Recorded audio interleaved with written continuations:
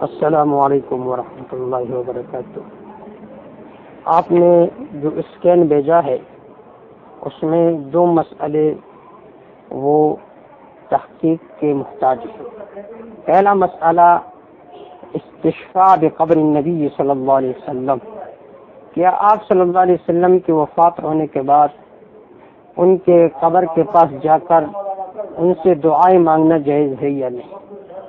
اس طرح زندگی میں آپ صلی اللہ علیہ وسلم سے دعائیں مانگی جاتی تھی کہ ہمارے لیے دعا فرمائیے، تو اے مرنے کے بعد بھی آپ صلی اللہ علیہ وسلم سے دعائیں وغیرہ مانگی جا سکتی ہے یا نہیں؟ بعض حضرات کہتے ہیں کہ آپ صلی اللہ علیہ وسلم سے دعائیں وغیرہ یہ مانگی جا سکتی ہے جس طرح کہ آپ صلی اللہ علیہ وسلم کی زندگی میں آپ سے دعائیں وغیرہ مانگی جا سکتی تھی۔ ان کا مستدل جو ہے وہ سورۃ النساء کی ایک آیت ہے، وَلَوْ أَنَّهُمْ إِذ ظَّلَمُوا أَنفُسَهُمْ جَاءُوكَ فَاسْتَغْفَرُوا اللَّهَ وَاسْتَغْفَرَ لَهُمُ الرَّسُولُ۔ اس آیت سے وہ استدلال اس طرح کرتے ہیں، وَلَوْ أَنَّهُمْ إِذ ظَّلَمُوا أَنفُسَهُمْ، جب انہوں نے اپنے نفسوں پر ظلم کیا، اگر وہ آپ کے پاس آتے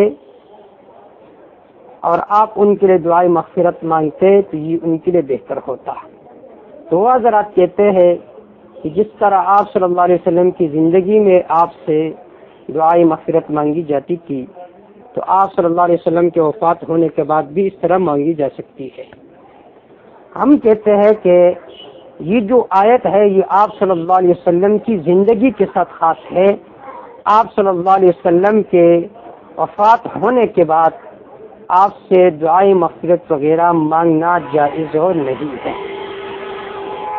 خود اس دور کے علماء میں سے جو جید عالم تھے شاہ اسحاق رحم اللہ، وہ فرماتے ہیں کہ یہ آیت آپ صلی اللہ علیہ وسلم کی حیات کے ساتھ خاص ہے، آپ صلی اللہ علیہ وسلم کی زندگی کے ساتھ خاص ہے۔ آپ صلی اللہ علیہ وسلم کے وفات ہونے کے بعد استشفاء بقبر النبی صلی اللہ علیہ وسلم لا یجوز، یہ جائز نہیں ہے۔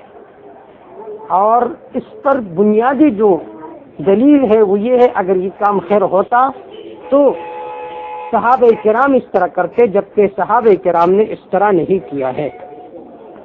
ایک مرتبہ حضرت عمر رضی اللہ تعالیٰ عنہ کے زمانے میں قحط آئی تو آپ رضی اللہ تعالیٰ عنہ نے حضرت عباس رضی اللہ تعالیٰ عنہ کو بلایا اور آپ سے فرمایا کہ آپ ہمارے لیے دعا مانگیے۔ دیکھو، اگر آپ صلی اللہ علیہ وسلم کے قبر سے دعا مانگنا جائز ہوتا، آپ سے جائز ہوتا مرنے کے بعد، تو حضرت عباس رضی اللہ تعالیٰ عنہ کے بلانے کی کوئی ضرورت نہیں تھی، کیونکہ آپ صلی اللہ علیہ وسلم کی ذات افضل تھی۔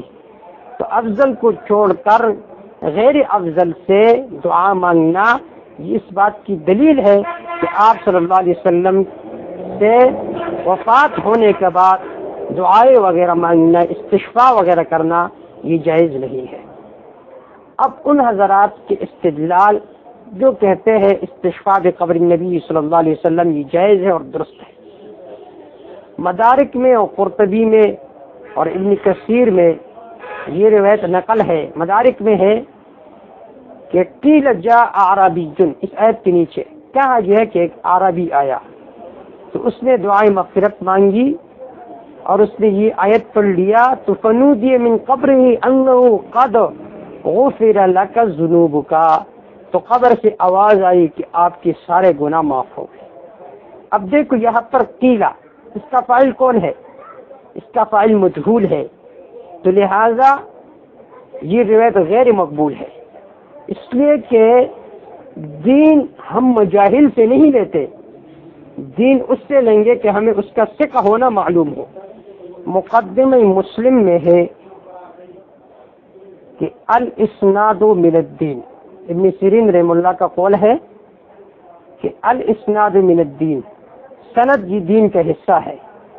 لولا الاسناد لقال من شاء ما شاء، اگر دین میں سند نہ ہوتا تو جس کے جی میں جو آتا وہ کہہ دیتا، لیکن جب کوئی بات کہے گا اس سے سوال ہوگی کہ آپ یہ بات کہاں سے کر رہے ہو، تو جب اس کا فاعل معلوم نہیں ہے، مجہول ہے، تو اس سے استدلال کرنا اتنے بڑے مسئلے پر اور اس میں سلف الصالحین کو چھوڑ دینا یہ ایک حماقت ہوگی، دین نہیں ہوگا۔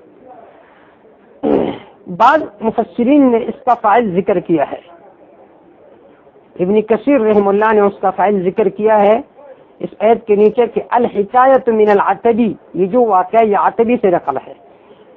قال العتبی كنت جالسا عند قبر النبي صلی اللہ علیہ وسلم فجاء عربی ورمى نفسه بالقبر وتلا هذه الآية فقال قد جئتك۔ فرماتے ہیں عتبی کہتا ہے کہ میں مسجد میں بیٹھا تھا، آپ صلی اللہ علیہ وسلم کے قبر کے پاس ایک عربی آیا اور قبر کے طرف پلکا اور اپنے آپ کو گرایا اور یہ آیت پڑھ لیا کہ میں آپ کے پاس آیا ہوں۔ اس کے بعد شاعر نے یہ شعر بھی پڑھا، یا خیر من دفنت بالقاء اعظمه فطاب من طيبهن القاء والكم نفس الفداء لقبر انت ساكنه فيه العفاف فيه الجود والكرم۔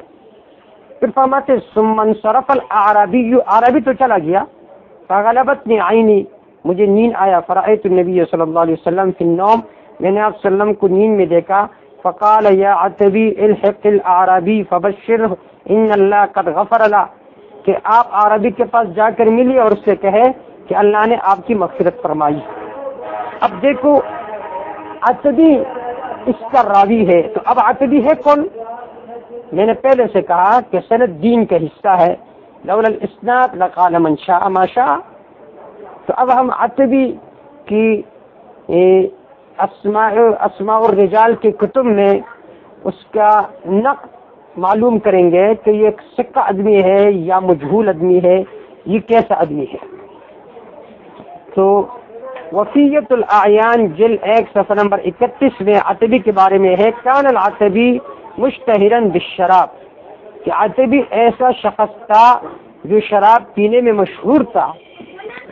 تو جو شخص شراب پینے کے ساتھ مشہور ہو تو اس سے روایت لینا، اتنے بڑے مسئلے پر استدلال کرنا، یہ حماقت ہی ہوگا، کوئی عقل مندی نہیں ہوگا۔ اسی طرح جواب المعارف صفحہ نمبر 234 میں ہے، منہم العتبی وهو محمد بن عبد الله من ولد سفیان بن حرب والاغلب علیہ الاخبار وكان شاعرا ويصيب بينهم وكان يرسيهم۔ اس جرح کا مطلب یہ کہ ایک میراثی آدمی تھا، تو ایسے لوگوں سے روایت لینا یہ دین نہیں ہے۔ اسی طرح ایک اور اس کا جواب یہ ہے کہ یہ جو واقعی نیند کا ہے نا، نوم کا، اور پیغمبر اسلام صلی اللہ علیہ وسلم کے علاوہ کسی کی رؤیت سے، نوم سے دین ثابت نہیں ہوتا، وہ ہمیں منظور نہیں ہے۔ قرۃ العینین صفحہ نمبر 326 میں ہے کہ خواب جو ہے وہ دین سے ثابت نہیں ہوتا، اس میں ہے اجماع اہل شرع اس برآن کے لچ حکم از احکام شریعت بواقعات و منامات امتیان ثابت نمی شود، کہ امتیوں کے خوابوں سے کوئی دین ثابت نہیں ہوتی۔ اسی طرح ہدایہ اولین جلد 1 صفحہ نمبر 231 کتاب الصوم، اس کے حاشیہ میں مولانا عبدالحی لکھنوی رحمہ اللہ فرماتے ہیں الاحکام لا تثبت بالمنام، کہ احکام جو ہے وہ خوابوں سے ثابت نہیں ہوتے۔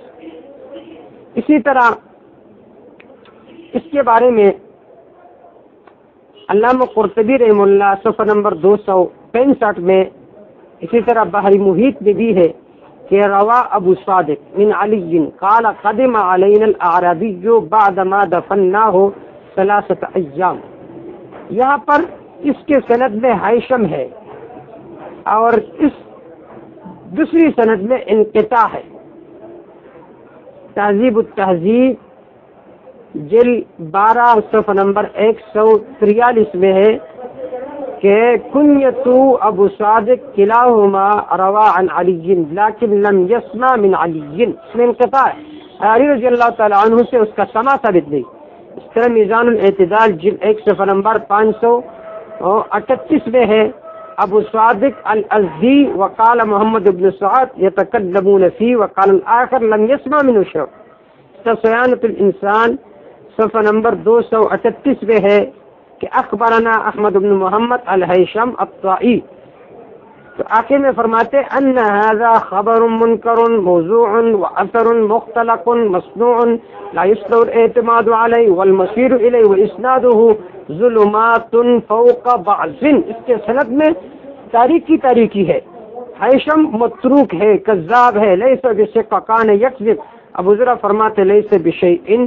لہذا ایسے واقعے سے استدلال کرنا یہ ایک قیاس مع الفارق ہے.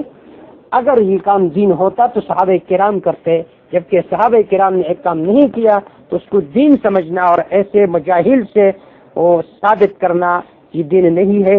واللہ اعلم بالصواب.